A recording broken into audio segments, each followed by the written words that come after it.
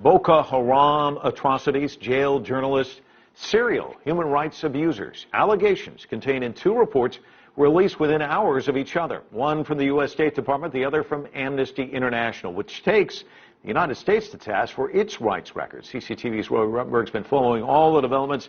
He's joining us now. Let's start with the State Department report. Indeed, the U.S. State Department sparing neither friend nor foe, literally going through the countries one by one. This is the annual report that the U.S. offers to Congress that's mandated by law, and of course the only country not reviewed is the United States. It went through Syria, which the U.S. Accused of being involved in massacres by the government and allied militias, Iraq, specifically citing non-state players like the Islamic State in Africa, Nigeria, citing Boko Haram. It's gone through some allies, including Turkey, Egypt, and Israel, which it criticized for not doing enough to defend minorities and for not doing enough to investigate abuses. The DPRK, known as North Korea as well, criticized, quote, among the worst in the world in its human rights record, according to the U.S. Pakistan, it noted, for its extrajudicial killings. And, of course, the issue of Iran. Every year, Iran is criticized in this report. This year was no different. The U.S. criticizing its imprisonment, what it says, without due process. More than 700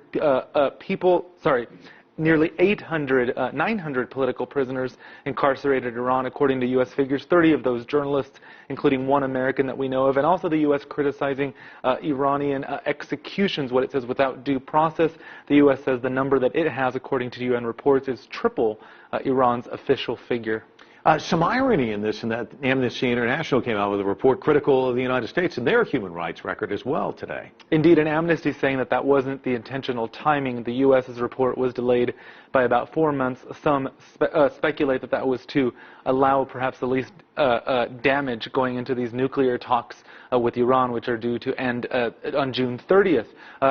John Kerry, when pressed about it, said the U.S. does not have a perfect record, and that was really echoed by the Amnesty report, which, among other things, cited the U.S.'s failure to close Guantanamo Bay Prison, which still has, it says, 116 people that are being held without due process.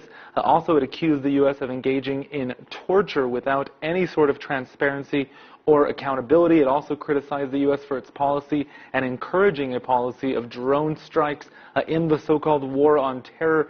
And it also drew attention to policing policies and potential abuses and the lack of transparency in that area. So a lot of criticisms coming back for the U.S. And one other thing I should note, it drew specific attention to both the racial discrimination that it says that it's involved in the judicial process and the incarceration process, and it drew attention to the U.S. incarceration numbers.